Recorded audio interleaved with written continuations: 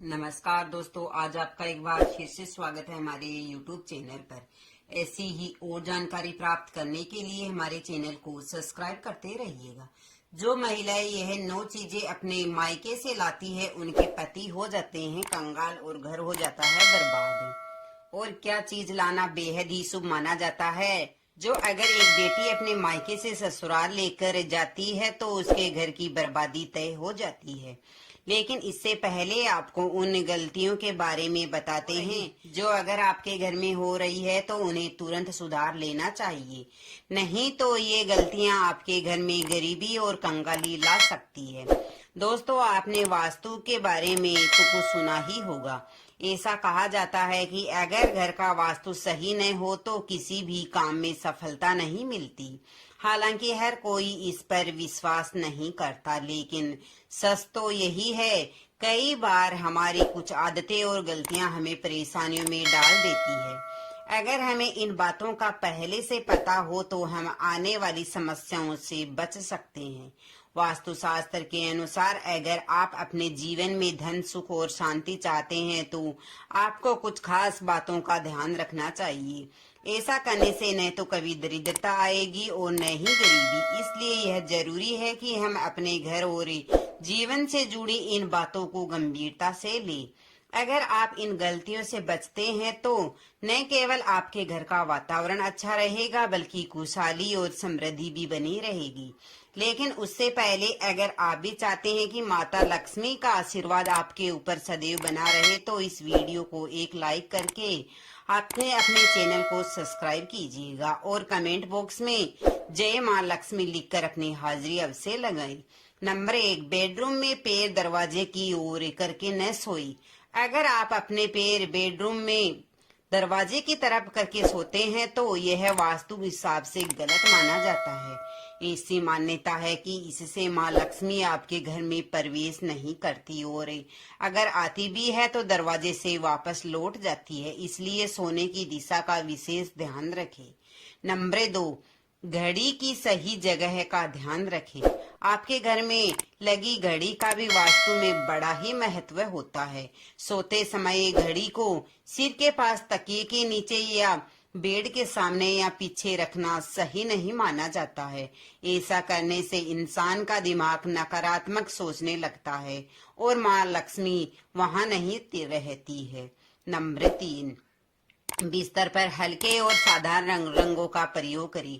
वास्तु के अनुसार जिस बिस्तर पर आप सोते हैं उस पर हल्के और साधारण रंग की चादर और तकिए का कवर होना चाहिए। गहरे और चमकीले रंगों का इस्तेमाल बेड पर न करें क्योंकि यह नकारात्मक ऊर्जा फैलाता है और लक्ष्मी का वास करके आपके घर में नहीं होता है। नंबर 4, बेड पर इलेक्ट्रॉनिक चीजें न रखें। अगर आप अपने बेड पर किसी भी तरह की इलेक्ट्रॉनिक चीजें जैसे पंखा, मोबाइल या लैपटॉप रखते हैं तो यह भी वास्तु के हिसाब से अशुभ माना जाता है। ऐसा करने से न केवल नकारात्मक ऊर्जा बढ़ती है बल्कि आपके घर में माँ लक्ष्मी का आगमन भी रुक जाता है। नंबर 5, बेडरूम में मंदिर और पूर्वजों की फोटो न रखें। वास्तु के अनुसार जिस कमरे में आप सोते हैं वहां मंदिर या पूजा का स्थान नहीं होना चाहिए। साथ ही बेडरूम में मृत पूर्वजों की फोटो लगाना भी शुभ नहीं माना जाता है। ऐसा करने से सकारात्मक ऊर्जा कम हो जाती है और माँ लक्ष्मी का वास नहीं होता है। नंबर 6, वास्तु का एक पहलू यह भी है कि आपके बेडरूम और पूरे घर में मांसाहारी जानवरों की तस्वीरें नहीं होनी चाहिए और ही युद्ध की ही कोई तस्वीर नहीं लगानी चाहिए। ऐसा करने पर आपके घर में नकारात्मकता बढ़ती है, लक्ष्मी का वास नहीं होता। यह वास्तु के अनुसार ठीक नहीं है। दोस्तों, शास्त्रों में कुछ ऐसी चीजों का वर्णन है जो पत्नी को अपने मायके से कभी भी नहीं लानी चाहिए, वरना यह पति की बर्बादी का कारण बन सकती है। हो सकता है कि पति कंगाल हो जाए या बेटियों के लिए हर माँ बाप का सपना होता है कि उन्हें एक अच्छा ससुराल और प्यार करने वाला पति मिले। ससुराल में उनकी बेटी का मान सम्मान हो और वहाँ खुशियों का माहौल बना रहे। लेकिन कई बार माँ बाप कुछ ऐसी गलतियां कर बैठते हैं जिसकी वजह से बेटी और उसके पति को जीवन भर दुख सहना पड़ सकता है। बेटी को दी गई कुछ चीजों के कारण उसके जीवन में खुशियों की जगह दुख आ जाते हैं। तो चलिए दोस्तों, जानते हैं बेटी को कौन कौन सी चीजें गलती से भी मायके से नहीं लानी चाहिए। आइए दोस्तों, आप जानते हैं कि घर से बेटी को ससुराल भेजते वक्त या क्या नहीं देना चाहिए। बेटी को मिर्च न दे। बेटी को विदाई के समय ये मिर्च देना अशुभ माना जाता है। ऐसा कहा जाता है कि इससे उसकी शादीशुदा जिंदगी में तनाव और झगड़े हो सकते हैं। अगर आप उसे कुछ देना ही चाहते हैं तो सूखे मेवे दी। यह शुभ माना जाता है और बेटी के रिश्तों में मिठास बनी रहती है। नंबर 2, बेटी को चूल्हा न दे। कई लोग बेटी को गृहस्थी के लिए चूल्हा देकर विदा करते हैं, लेकिन यह वास्तु और परंपरा के हिसाब से सही नहीं है। चूल्हा देने का मतलब है कि वह अपने परिवार में अलग चूल्हा जलाएगी, जो अशुभ माना जाता है। इसके बजाय आप उन्हें अन्य उपयोगी गृहस्थी का सामान दे सकते हैं। नंबर 3, तेज धार वाली चीजें न दे। बेटी को कभी भी तेज धार वाली चीजें न दे, जैसे चाकू या कैंची नहीं देनी चाहिए।